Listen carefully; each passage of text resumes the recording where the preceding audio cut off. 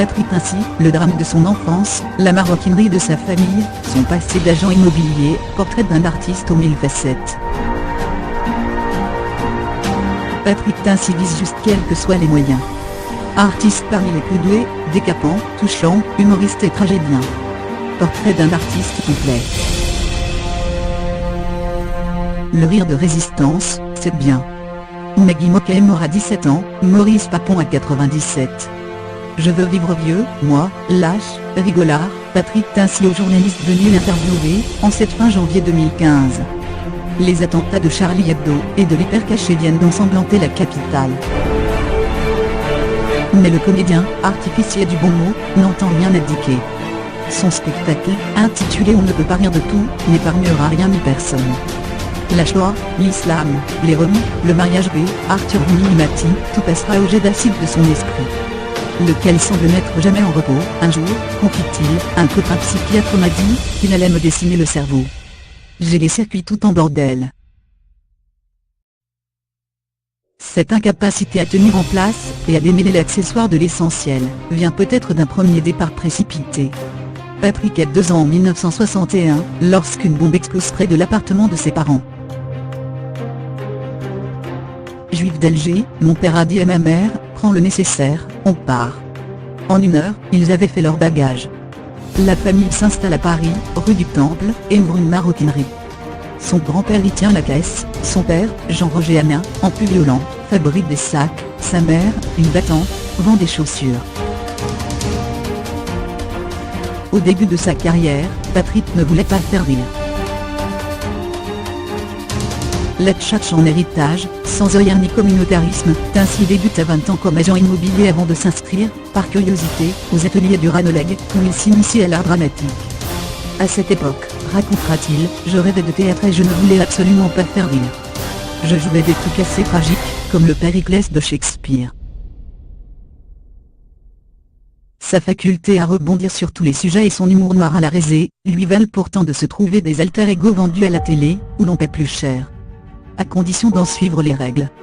On écrivait une émission pour André Lamy, se souviendra Jean-François Alain, futur scénariste et auteur des Guignols de l'info, et c'est à Civiol que la chaîne a refusé de la diffuser. Patrick n'y était pas pour rien. Agitateur en quête d'auteur, Tincy crée Les femmes et les enfants à mort, son premier spectacle, en 1983.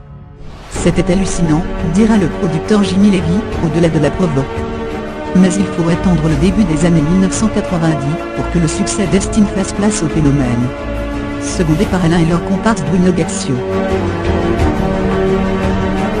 Patrick explose lors d'un one-man show, qui le voit désinguer la société de consommation.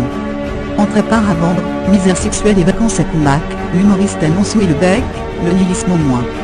Il rait un peu le verre, c'est un impertinent libertaire, observera Jean-Michel Ribes, et il met le doigt où ça fait mal. Mais ce n'est pas un ricaneur. Il a le rire généreux. J'aime être à la limite. Reste que sa hantise du spectacle citoyen, qui renvoie au public l'image de sa bonne conscience, antagonise les enjeux. Mes sketchs, c'est du social, admet-il. Et j'aime être à la limite. La sienne apparaît, en 1995, lorsqu'il compare les trisomiques à des crevettes, où tout est bon, sauf la tête. Humainement flingué par un procès, l'autre Tincy, dépressif, refait surface. Sublimant ce versant de sa personnalité au cinéma, l'artiste y met en valeur des personnages inadaptés comme dans La Crise. Il s'approche de cette noirceur, analysera Jean-François Alain, parce que c'est un des ressorts de son comique, et qu'il a un talent incroyable dans ce registre. Il en a été au plus près dans Le Cousin, d'Alain Corneau. Son rôle de balance fait de Tincy, l'égal de ces parias de légende que sont Haribo, Michel Simon et le Coluche de Ciao Pantin. Sans l'éloigner toutefois de la comédie, où il continue de s'illustrer, de Pédale douce à Star 80 et Paparazzi. Mais ce père de 2 garçons, préservant son intimité, tient à y faire passer les mêmes messages. Jusqu'à sa décapante première réalisation de Quasimodo del Paris, revisitant avec jubilation Victor Hugo.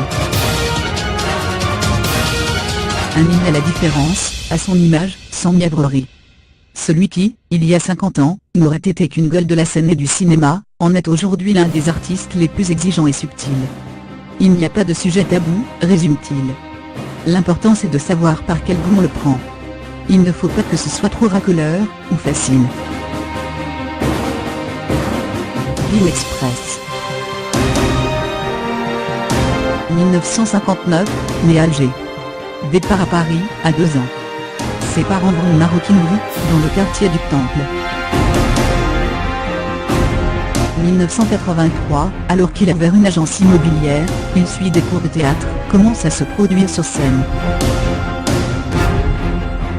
1992, carton de ses One Man Show, Ne me cherchez pas, est ainsi vite. Il explose aussi au ciné avec La Crise. 2017, dev intimiste au théâtre avec Le Livre de ma mère, après les derniers jours de Stéphane Zouet.